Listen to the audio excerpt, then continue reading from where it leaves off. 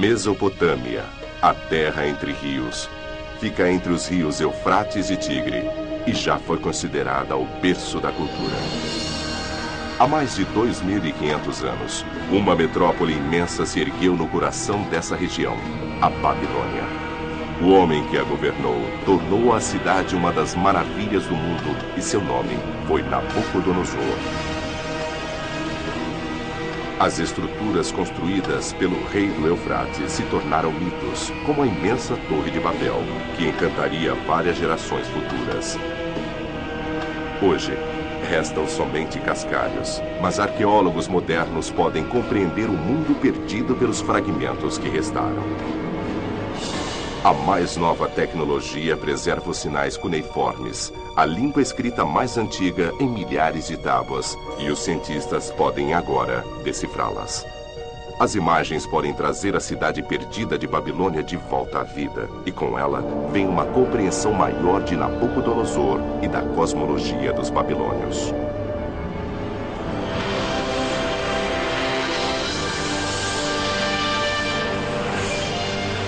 Nabucodonosor.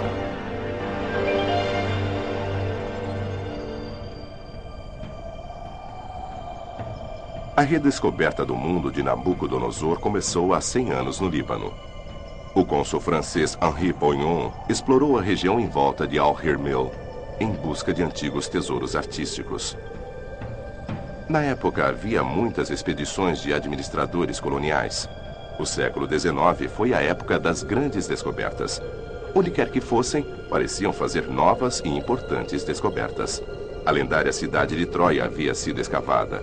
E hieróglifos egípcios puderam ser decifrados, e num dia quente de outubro, Henri Poignon fez uma descoberta que mais tarde seria aclamada como uma sensação arqueológica.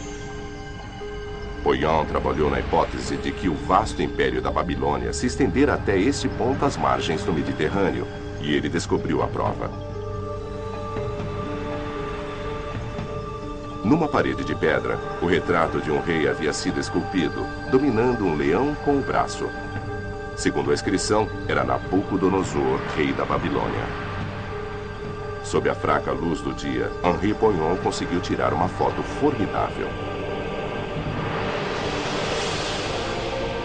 Esta era a pintura mais antiga de Nabucodonosor que havia sido encontrada.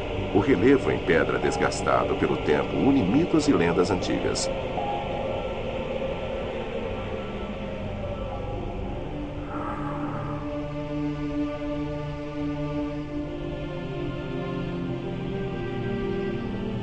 O reino de Nabucodonosor se beneficiou da influência dos dois grandes rios, Eufrates e Tigre.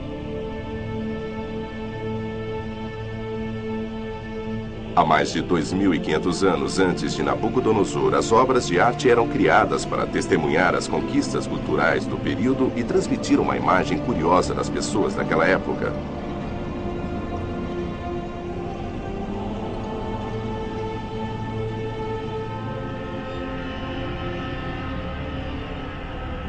O povo sumério criou uma cultura inteiramente nova, anunciada por um desenvolvimento revolucionário.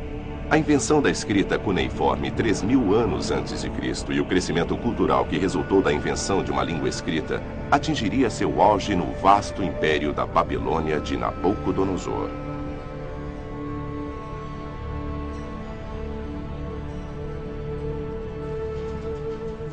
A nova tecnologia se espalhou da antiga Uruk por toda a Mesopotâmia, estendendo-se ao norte. Espalhou-se também para o Mediterrâneo pelo oeste e a esfera cultural da Palestina. O reino de Nabucodonosor se estendia até o Egito e Jerusalém, um autêntico império.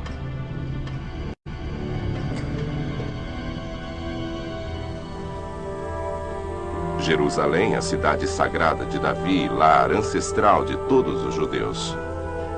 Mas há 2.600 anos, ela não era a metrópole que é hoje. Protegida pelos muros da cidade, poucos milhares de judeus habitavam a pequena área em torno da montanha do templo.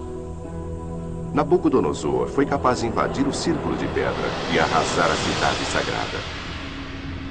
Um relevo antigo descreve a batalha. Os babilônios escalaram as paredes da cidade com a ajuda de torres fortificadas. Os defensores não foram capazes de combater a tecnologia militar superior. Os invasores possuíam armaduras de metal, catapultas de pedra e estratégias cuidadosamente planejadas. Os planos bem elaborados eram altamente eficientes, junto com as ondas devastadoras de flechas atiradas por milhares de arqueiros. Nabucodonosor usou seu poder militar para um bom propósito. Milhares de inimigos foram massacrados, enquanto que os sobreviventes foram levados para a Babilônia como prisioneiros de guerra. Para os judeus foi uma catástrofe terrível, a ira de Deus. E Babilônia era vista como o odiado local do exílio, com Babel conhecida como canteiro da depravação. Mas esses edifícios criativos proporcionam algum conceito do esplendor e glória da antiga cidade que foi lar de 1 milhão de habitantes. As imensas paredes de cerâmica da Babilônia estão entre as 7 maravilhas do mundo antigo, mas dizem que há uma segunda maravilha do mundo a ser admirada na Babilônia. Os jardins suspensos da princesa Semíramis, suposta amante de Nabucodonosor. Apesar da verdade histórica por trás dessa figura também estar perdida nas lendas que cercam a cidade.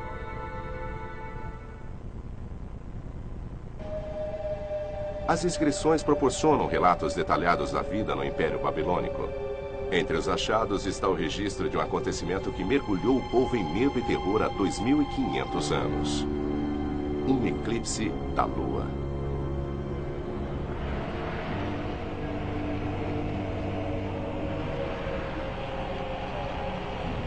As tábuas de argila falam do dia em que a lua desapareceu e sacerdotes de toda a cidade tiveram que acender tochas. As pessoas rapidamente se reuniram nas ruas e usaram as roupas para se protegerem da visão enquanto orações e hinos tomavam toda a cidade.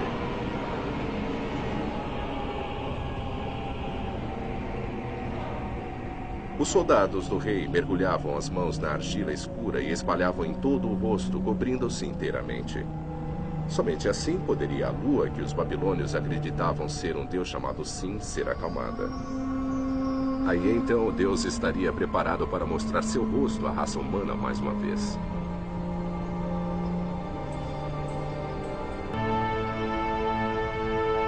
Há 100 anos, Codivay escreveu que a cultura antiga da Babilônia foi enterrada por um manto de areia movediça. E até hoje, peritos estimam que milhares de textos ainda estejam escondidos sob o solo da Babilônia.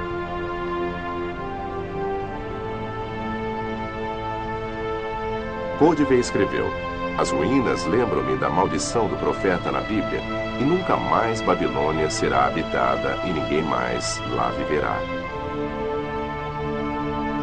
A maldição bíblica realmente se concretizou, e Codivay poderia ter imaginado que 100 anos depois, novos métodos seriam desenvolvidos para esclarecer o mistério da Babilônia, incluindo foguetes. No topo à esquerda fica o moderno palácio de Saddam Hussein e à direita a região escavada por Codivay. A imagem aérea mostra que apenas uma pequena área da antiga cidade foi estudada até agora pelos arqueólogos. Na verdade, a cidade de Nabucodonosor era mais extensa, como mostra esta foto de satélite. Era 60 vezes maior que a reconstrução que pode ser vista hoje.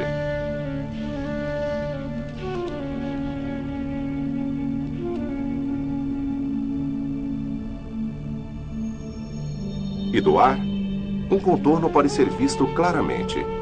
A forma de um prédio que foi destinado a se tornar uma lenda, a Torre de Babel. Hoje, tudo o que pode ser visto é um fosso. A imagem aérea indica que a estrutura foi levantada sobre uma base quadrada. Então, todas as reconstruções feitas por pintores medievais eram simplesmente produtos da própria imaginação. A Torre de Babel não era uma torre redonda, mas uma estrutura quadrada erguida sobre plataformas, com provavelmente 100 metros de altura. Pelo menos em sua mente, Heródoto teria sido capaz de retratar a magnífica cena, com a procissão real começando a escalar a torre, subindo ao templo azul no topo, o templo de Marduk, deus da cidade.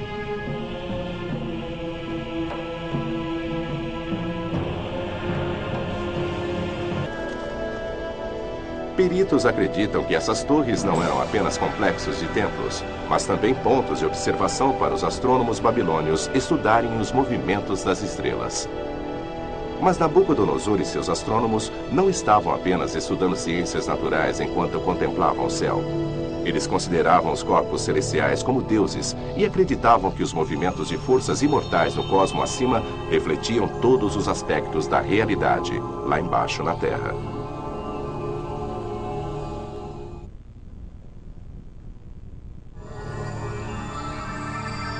Os astrônomos babilônios na era de Nabucodonosor usavam imensos complexos de templos como pontos de observação para estudar os movimentos das estrelas.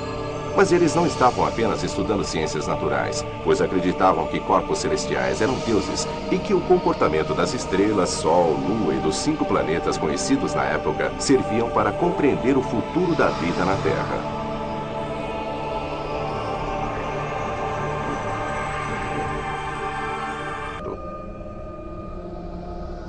Os babilônios inventaram a astrologia que conhecemos hoje.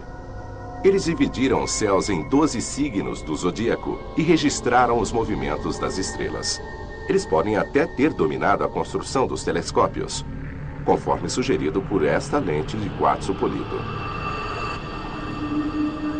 Os babilônios tinham um sofisticado entendimento de matemática, e tábuas de geometria provam que os cientistas já estavam familiarizados com o Teorema de Pitágoras. Esse teorema influenciou a arquitetura de uma das mais famosas estruturas da Babilônia, o Portal da Cidade Azul, dedicado à deusa Ishtar.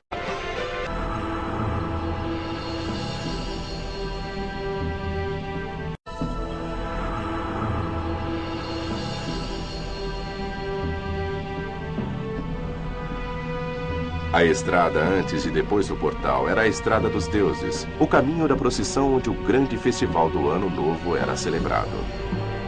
Sabe-se disso devido às inscrições estampadas nos tijolos que leem para os deuses Marduk e Nabu.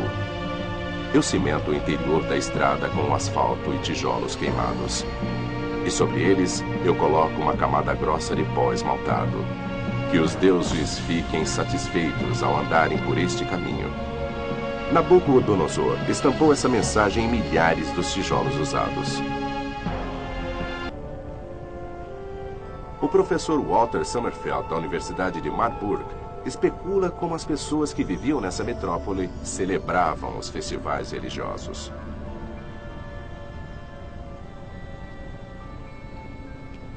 Você tem de imaginar um festival com uma estátua extremamente impressionante de um deus em posição central.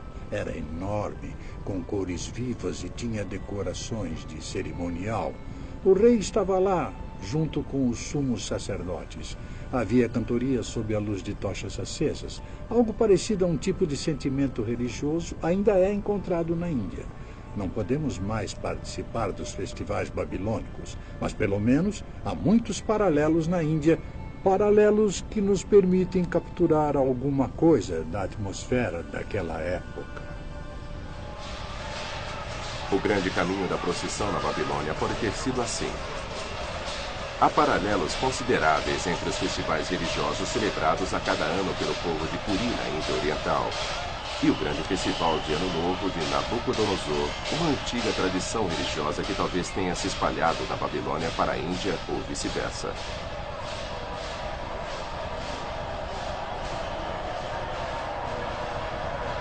A comparação das celebrações na Índia com relatos escritos em antigas tábuas de argila é certamente impressionante. Como no festival de Ano Novo da antiga Babilônia, as antigas estátuas dos deuses são trazidas do templo em Puri envoltas em trajes cerimoniosos e colocadas em um carro sagrado. O rei de Puri tem sido comparado a uma reencarnação de Nabucodonosor. Como na época de Nabucodonosor, o rei tem de seguir os costumes, pois são as leis dos deuses.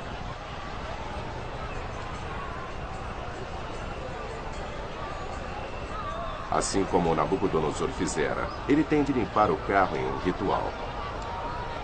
Esta cerimônia religiosa serve para tornar legítima sua lei e para renovar a ligação entre rei, Deus e o povo. Toda a população é envolvida no eufórico ritual.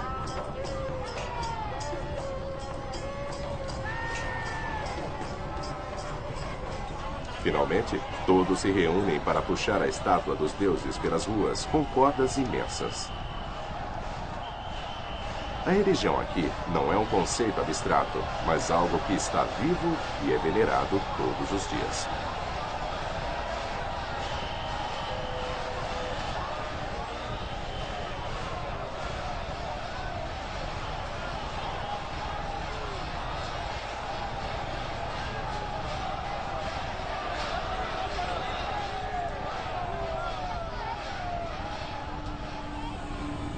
O alvoroço febril da rota da caravana em Puri é um retrato moderno dos rituais antigos de 2.500 anos atrás na Babilônia. Queridos, eu sei que para vocês é muita informação, né? Eu imaginei isso, mas eu tenho de falar acerca dos movimentos que continuam seguindo esse lamentável exemplo babilônico, onde reúne muitas pessoas nas ruas atrás dos seus ídolos, não é, queridos? Então, as pessoas vão às ruas e vão marchar por uma causa seja lá qual causa é, não é? Nós não sabemos, na verdade, compreender ou ter a dimensão do que isso pode acontecer. Isso nós também vamos ver acontecendo em relação às procissões, em relação a vários ritos religiosos que envolvem que as pessoas continuem seguindo como acontecia no Portão de Estar, as mesmas coisas que a Babilônia legou, e lamentavelmente várias religiões seguem o exemplo que ocorria justamente no Portão de Estar. E é por esse motivo que nós do Ministério Som do Céu e também aqui da Beit Shalom somos contra esse tipo de movimento. Movimentos que fazem com que nós estejamos aí, vamos dizer, corroborando justamente com esses conceitos e preceitos legados pela Babilônia de reunir muitas pessoas em prol de algum propósito que não do eterno. Shalom, meus queridos, shalom.